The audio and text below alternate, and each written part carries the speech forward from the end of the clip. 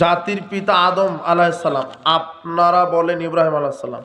এটা ও আচ্ছা আচ্ছা, আদম আলাইহিসসালাম আগে এসেছেন না ইব্রাহিম আলাইহিসসালাম? ইব্রাহিম আলাইহিসসালামের বাপ হচ্ছেন আদম আলাইহিসসালাম। কে? ইব্রাহিমের বাপের নাম কি? তাহলে জাতির পিতা কে হলো? হ্যাঁ, ওটা আল্লাহ মিল্লাতি কি আবিকুম বলা হয়েছে না? হ্যাঁ, ওটা হচ্ছে ওই একটা ওই সময় মুসলিম জাতির, ওই সময় ওই যে একটা হাদিস আছে না, ইব্রাহিম আলাইহিস সালাম বললেন যে সারা আমি আর তুমি ছাড়া পৃথিবীতে তৃতীয় মুসলিম নাই, ইমানদার নাই। কথা বুঝেছেন? ওই সময় যারা তার সন্তান বা দলে দলে মুসলিম হচ্ছে, তখন তাদের ওই মিল্লাত বলতে এখানে ইসলাম বোঝানো হয়েছে। কথা বুঝেছেন? কিন্তু যত মানুষ পৃথিবীতে, সব মানুষের আদি পিতাকে, এই দিক দিয়ে জাতির পিতাকে আদম আলাইহিস সালাম, এটাই ঠিক।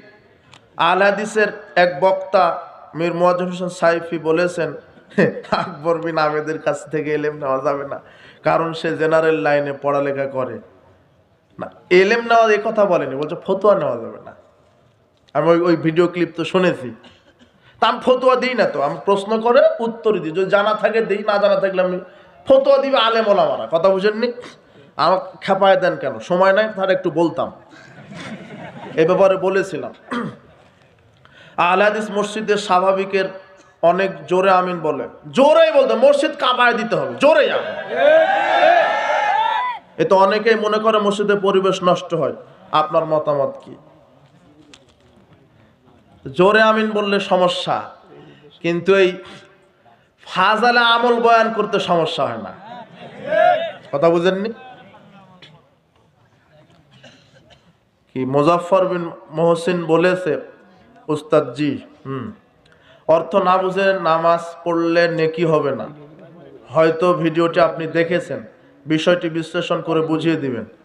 ওটা হয়তো বা বোঝার ভুল, হয়তো ওটা কিভাবে বলেছেন, তবে সালাত হবে, নেকি কম হবে। আল্লাহ সকল ধর্মেই হিজরা মানুষ কেন সৃষ্টি করেছেন এবং কোন নবীর সময় থেকে?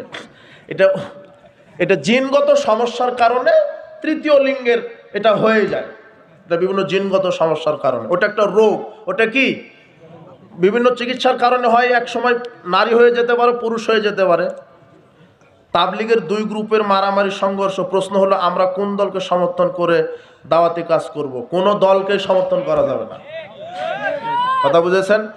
শোনেন, এই সাতপন্থী, জুবায়েরপন্থী, কবরপন্থী, মাজারপন্থী, খানকাপন্থী না হয়ে কোরআন এবং সহিহ সুন্নাহপন্থী হন, বাঁচার জন্য চেষ্টা থাকে আপনার।